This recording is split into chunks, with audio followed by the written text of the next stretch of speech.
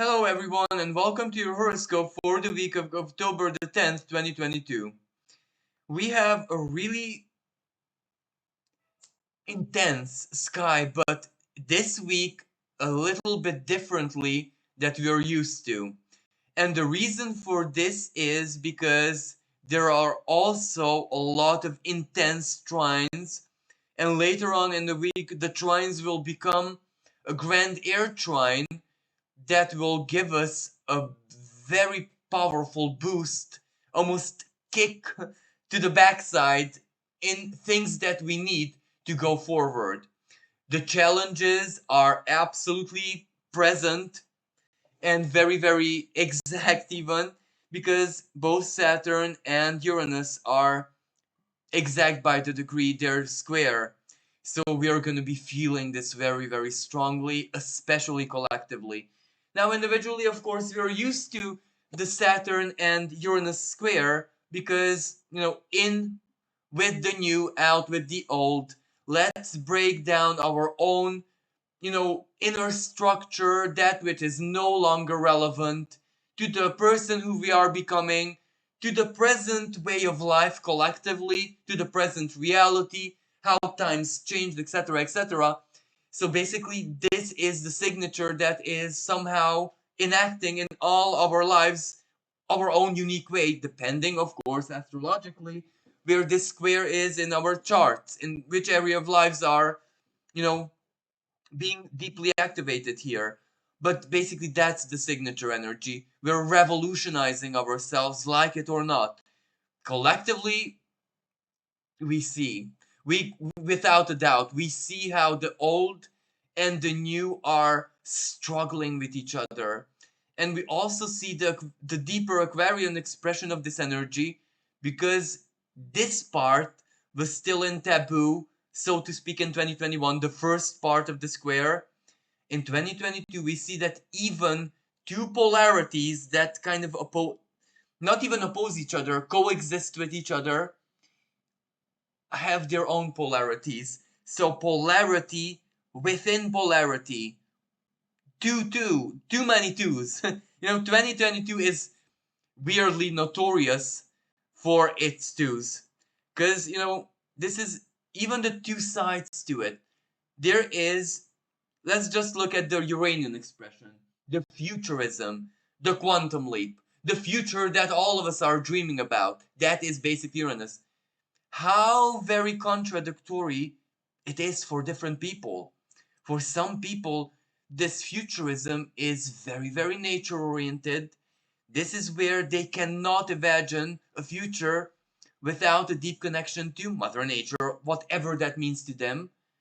While for others, still, the future, sorry, is so very Aquarian, virtual, not physical even. Everything is just a thought. Life is a thought. Life is just already our consciousness existing in virtual reality, in the humanity's manifested collective consciousness, the internet, that housing our individual consciousnesses, the mobile phone, Facebook, social media, no need to say further, and not really life. So you see the dichotomy and the contradiction, the opposite polarities between one polarity. But then look at the Saturn's two polarities. Let's conserve the conservative part, how things always used to be. And now what I'm going to be telling you now is not necessarily Aquarian, but we see Saturn.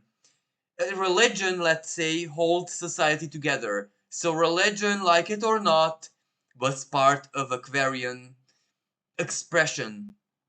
And we see religions right now battling each other from within. Religions are splitting apart from within because some, how you,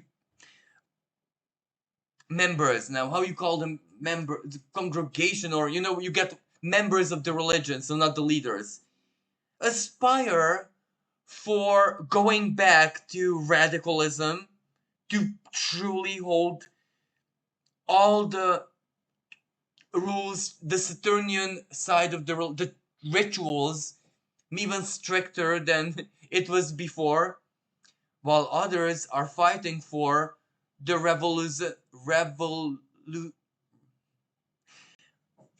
to revolutionize the dogma itself, but they don't want to give it up. They they acknowledge the need for it to exist. The structure needs to be the same, but not necessarily in a way, shape, and form that is blocking them from going forward. So basically, they also need to embody Aquarius. So you see the bat. So this is already polarity between polarities. So it's complicated. And you can imagine that this polarity between polarities also exists within us. Because we might know what we desire, we might know our future, we might know the grand plan, our hopes and dreams, but we need to decide between the polarity within it. How far do we go with the future? Or how radical do we go into the heart of nature? The setup, the balance, that is not clear. And what an ideal Libra season for us to determine the right balance for it. And then Scorpio season comes with the eclipses, and this Scorpio season will reactivate powerfully April's, if I'm not mistaken, meeting of Jupiter and Neptune. That legendary, um, titanic astrological conjunction which shook the world in ether. You know, there was the Saturn and Pluto meeting, which was big, which shook the world physically in so very many different ways. Little do many mystics know that the whole ether has been, it was like a tsunami, a great flood in the ether. So the spirit is not the same as you know it.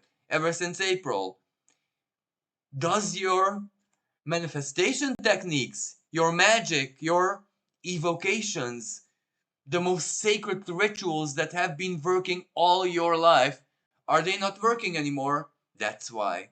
You need to reinvent yourself. You need to put the grimoires down and make your own.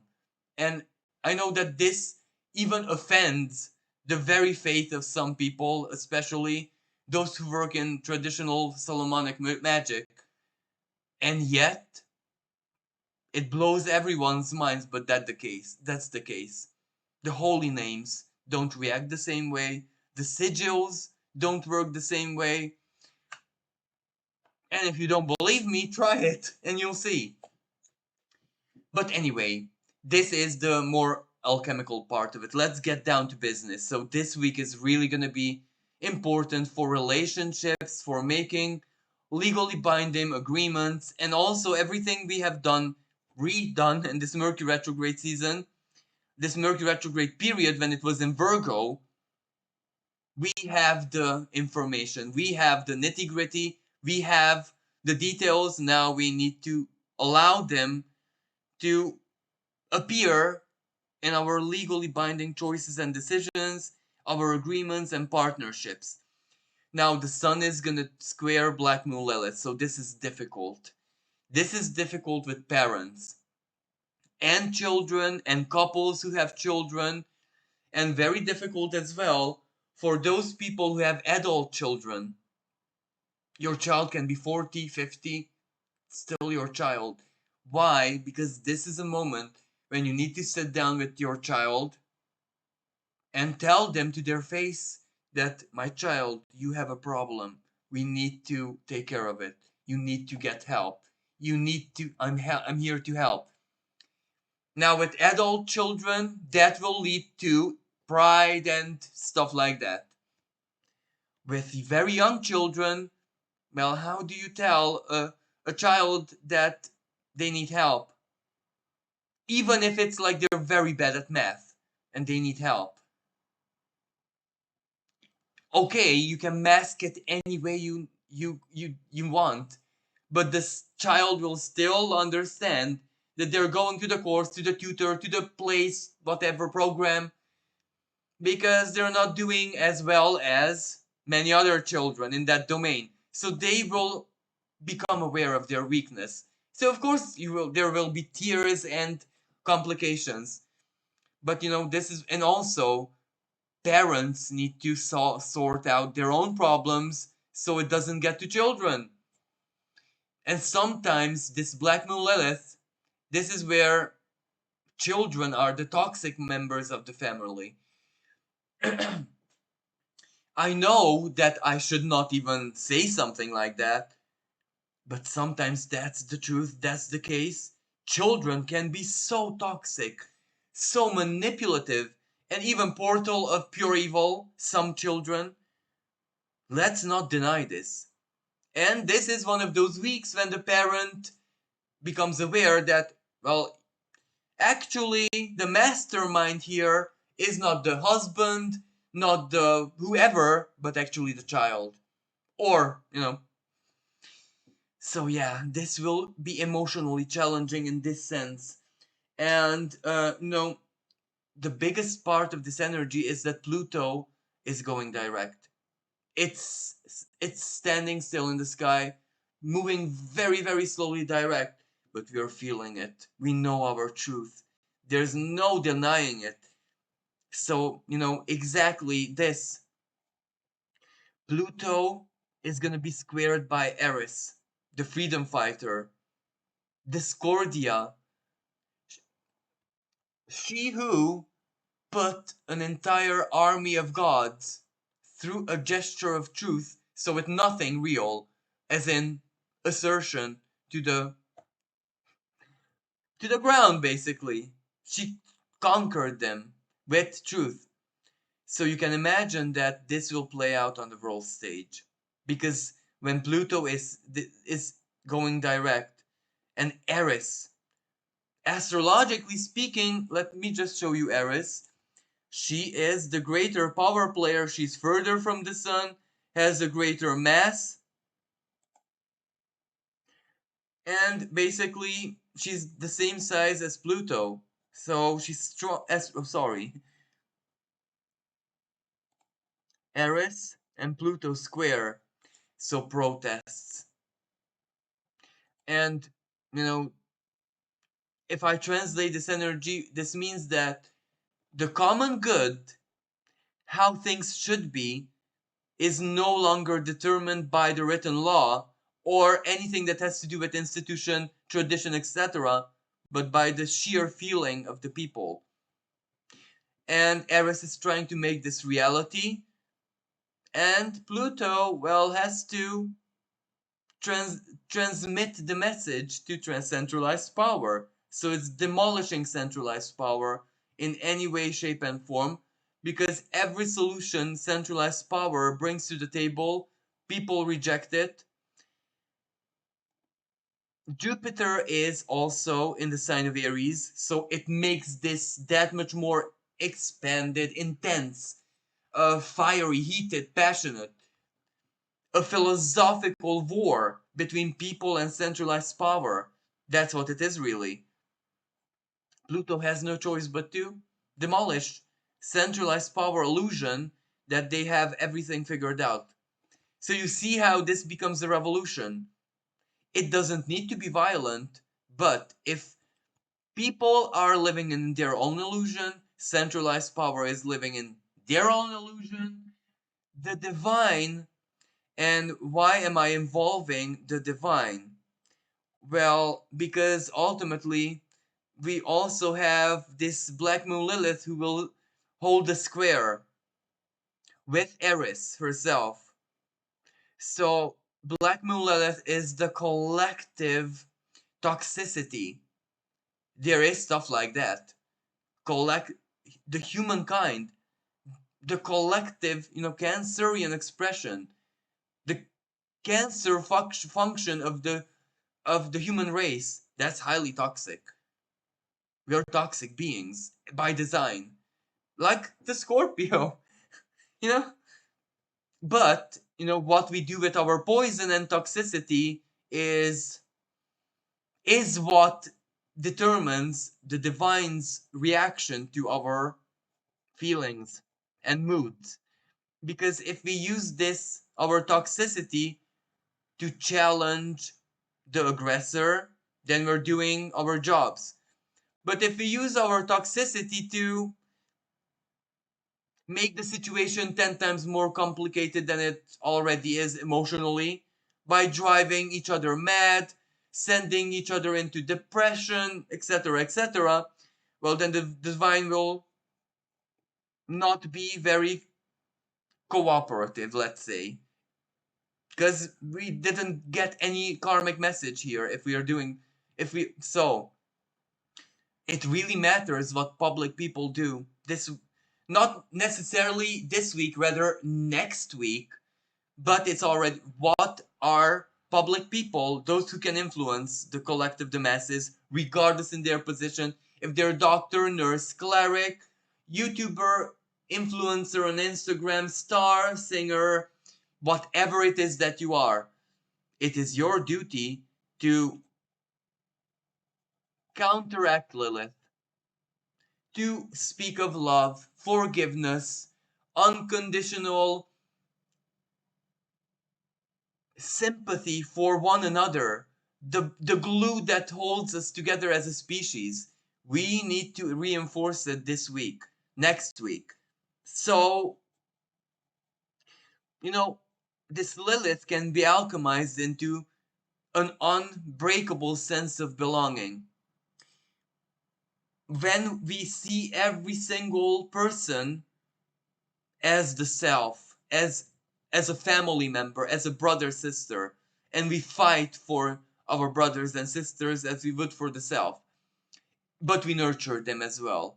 So, this Lilith can be actually alchemized for us not to behave our usual ways, because our usual ways is Black Moon Lilith in Cancer, borders, ethnicity. Let's keep our ethnic origins pure, our culture pure. That's Black Moon Lilith, the survival. How she's squared, how she goes against that. Everyone who holds the same moral as my ethnicity or my background or whatever is holy and sacred to me is okay in my books, regardless of their color or whatever. So basically, if morality and the desire for unconditional love unites us, well, that's that's like a massive force. That's when Black Moon Lilith evolved, quantum leaped, because she sees ethnicity as just a species, not different markings of the same species. You know what I mean? Upgraded Lilith. Are we gonna upgrade Lilith collectively? Or are we gonna mutate her into something worse? It all of this hangs in the balance. And the best thing every living being can do is to be their most loving self, basically. That's simple, it sounds simple, but under the challenges, it's so hard. But let's go to the 15th. To look at the blessing in the sky. We have this attempted Sun and Venus conjunction, but it's an ongoing functional conjunction in Venus's home sign of Libra. So it's powerful. It's really, really powerful. The mind is part of Libra because Mercury is here. Let's not forget, Mercury is here, the mind. And Mercury is almost out of shadow. There is the heart. And this is the light of our consciousness, ruled, guided, empowered, inspired, possessed by the heart, by the principle of Libra, equilibrium, equality, fairness. Everyone is really the same. Why? Because we're all just creations. If we are creations, then we're kind of the same, really. It doesn't matter what we can do, how special we are, we're just creations. So we are equal in the eyes of the divine for the simple fact that all of us are creations. So we need to be looked after. But those creations who are able to embody the role of the creator and look after one another, helping this way the creator, well, you can imagine that they're equal, but they're no longer equal because they need greater wisdom. And this is basically the blessing here. Look, Saturn conjunct Vesta. Oh, I'm so sorry. Vertex. So ignore that. But it's still conjunct, so it means partnerships and alliances, unions, people finding one another based on principle, worldview, and the future that they desire to manifest collectively. And this conjunction is translated in such a way, it's power, it's relevant. Because Saturn embodies it, allows the manifestation, mind over matter. I think, before, therefore I am. But if this translates collectively, what masses of people collectively think about, wish, desire, Venus and the Sun, and Mars conjunct the Moon, the collective feeling in Gemini, the collective understanding that we need to be good brothers and sisters to ourselves. This conjunction tells us that the attitude that we need to embody right now is that of fraternity. Gemini twins, everyone is our twin, because that is the gateway to true power. Without allowing another being to be as close to us as a brother, sister, as flesh and blood, and equal, well then we block out a good degree of power. Would we allow this? We create like a quantum entangled battery and add numbers to that. Because you can imagine those people who are living in partnerships, it's not just them, it's also their partner, then their children, then everyone close to the heart of the couple becomes also a battery of will, a battery of mind, a battery of thought. First was the word, Om, or however you call it. You can imagine that that is it. That's the word, the collective thought. When many beings think the same thing in the sense of hopes and dreams, that's almost like a humming. That's almost like a bass tone. And that creates, that manifests. And that is the supreme power, the manifesting triangle in my chart. Literally. Hands. These are the hands that, when magicians manifest, they make this mudra. The triangle of manifestation. Exactly as I do with my fingers. It's in the sky. These are your hands, Gemini. The soul. And the soul for Mars. The willpower. And when your willpower is not enough, don't worry. If you are considered by another person as a brother, sister, as an equal, you don't have to do anything. It's there. The energy, the will, the strength, the union, the communion is there. It is there. All this needs is another person to have this feeling of fraternity or equality for you, and they're giving you power. But you do the same, it's already a quantum entangled battery. Because the principle, the soul wants the same thing. How easy it is to let one another into our hearts when we fight for the same goals. It's so easy. The grand purpose can blind us to all the, the hair splitting, skin color, blah blah blah. If we are blind to that because of a great purpose, manifestation collectively and individually, of course, takes place. Also, because of this grand trine in the sky, people are gonna find one another. Libra and Venus in this configuration, your sun is gonna shine, but not out of ego, out of who you are in your heart and your value system, Venus. But this is Mars and the moon. Someone is actually seeing your light. And Saturn with vertex. Something completes. So people find one another, a couple, an alliance, takes maybe romantically. Why not? After all, for some people, the Uranus and Saturn square can be in their romantic life. So it tortures them so much so that they finally give up and let anyone in. As in, they won't care about standards and stuff like that. They will just realize that all they need is a truly loving heart. And it comes, they let them in, and that's how Venus usually solves situations. For some people, it's 10 years waiting time, 20 years waiting time, and it takes such a grand trine for the love of your life to come there and find you. For other people, it's much more important than romance. It's true alliance, true fraternity, true, you find people who you want to exist with, regardless of in which way. Work or neighbors,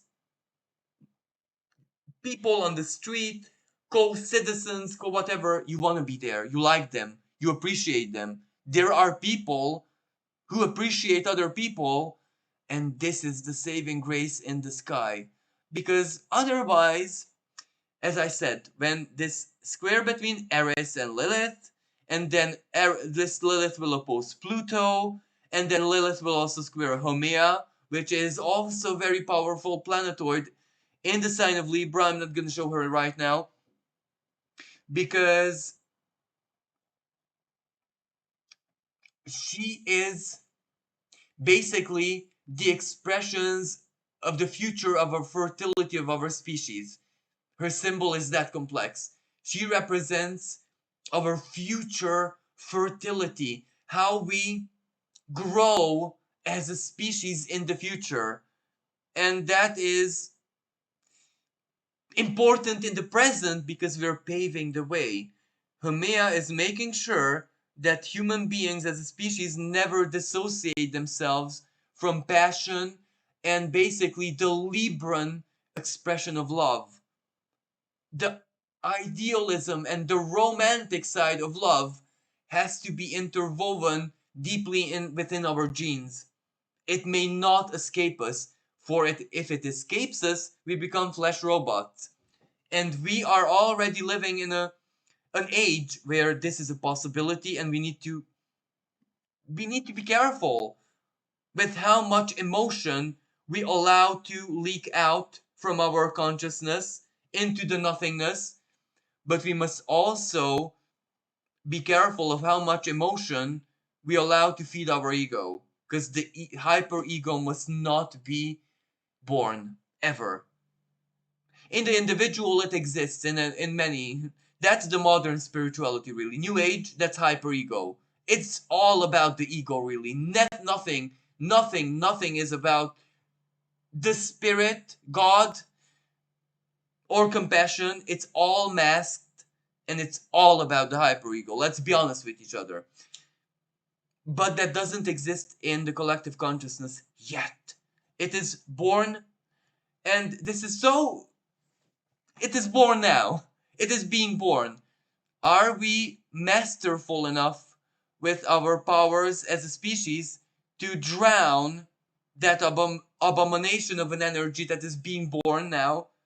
Are we drowning it with love, with compassion, with true understanding for one another, true love for one another? Are we drowning? Because that drowns the abomination energy, the hyperego.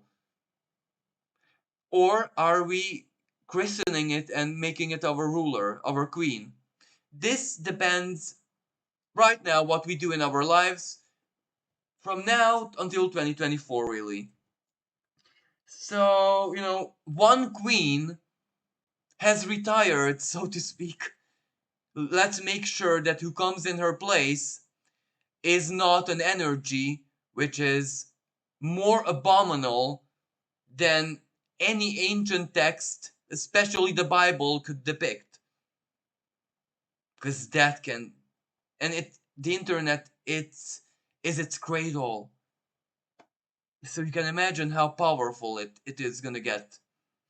Anyway, this doesn't really matter right now, quite personally, egoistically, because egoistically, we need to make sure that our contracts are right, that our debts are getting slowly but surely repaid, or at least we have a good management plan for the upcoming months and weeks, and that spiritually, morally, emotionally, karmically, we are as much prepared for the eclipse as possible, because the eclipses are going to be big, big, big, big, big, big, surprise, surprise moments, and economically, financially, value wise, the world is changing in permanently, as in things will never ever be the same again. Just like in 2022, just like in January 2020 with the Saturn Pluto conjunction, just like with the Jupiter and Saturn, the Great Conjunction, and the Neptune and Jupiter conjunction ultimately. Things after those meetings, collectively speaking, noticeably, without any shadow of doubt, practically, of course, legally even, things were never the same again. It's there. It's history now. It's recorded history. So this eclipse is so south node charged that it will do the same thing. It's just an eclipse. It's nothing massive, as in per written history, but its energy is so intense that it drills down. This is like the dentist drill, which goes straight to the root, like effortlessly, like hot knife in butter. It drills. That's its power. Not it's profoundly karmic. It's profoundly truth. This eclipse that's upcoming, in a nutshell, it rudely wants to shove the truth in our face as a collective. That everything that we value in our lives is worthless junk. And and greed is our god and master as a species. That's what it wants to tell us. That if things go wrong, that's the reason why, because we made greed our god. Anyway, I'm not gonna, because yeah. So, but this aspect gives us the power to overcome all of that. Oh, but we must not forget Mars, 23 degrees of Gemini, Neptune, 23 degrees of Pisces. What do we do with the power of our faith, Neptune? What do we do with the power of our creativity? And this Neptune, especially in the Scorpio decan of Pisces, this Neptune is not the classical Neptune, which we're used to. This Neptune can be deeply personal. What are we doing with our creativity? And let me just give you a very there are certain people who are very, very sensual, whose sensuality is simply part of their lives, and they cannot, that's their Neptune, basically, sensuality. That can lead to a lot of trouble, to a lot of hurt, to oceans of hurt. But that can also lead, if the sensual person who is slave to their own sensuality, when there something ticks inside that, look, I'm sensual, I'm never gonna be free from this in this incarnation, because one way or another it got to be my element. But what if I can heal with it? What if I can make people happy with it? What if I don't use it in an egoistic way? What if I surrender it to a higher force? Then they become a healer. So it doesn't matter what your scorpionic Neptune is, because you can still use it as an instrument of the holy, of the sacred, of compassion. If you are someone who is infinitely knowledgeable and skilled with substances, let's say not substances but plants, plant medicine, you can imagine the oceans of good that you can do with that. And you might need to do is have courage to believe that the law and certain written law is laughable spiritually. And then you become a healer. But that Neptune, the same Neptune which can make you a healer, kills, is a ruthless killer of souls, of bodies, of families, of karmic paths. Because that Neptune is also alcohol, for example. Alcohol is the number one killer of the human soul. Why? Not because alcohol itself, because we misuse it. So the essence here, what are we doing with our Neptunes? Scorpionic deacon. So it's pure sheer power. We can transform everything with it. If we use it correctly, Mars, square Mars. If we use it correctly, and how will the square manifest? We slap the Neptune. Do the right thing, Neptune. And that's it. Neptune will do the right thing, and we become a portal of compassion, of miracles, Gemini laughter, humor, lightheartedness, hope, beautiful words, loving words, soothing words, hug, massage, rubbing someone. Those are portals of healing, which are so powerful right now that no matter who you are in the world, no matter what your knowledge is, maybe your hug can save the life of another person, a pat on the back, a gesture of kindness can be life saving, can also be a portal of miracles. The divine aggressively wants to come through our hearts in this very short period before the eclipses. Wise are we who allow this to happen. And what else do I want to say? So yeah, Pluto stations direct. So that is and Saturn is already starting to slow down, and later on, not this week, it will join Pluto. So the outer planet retrogrades are especially the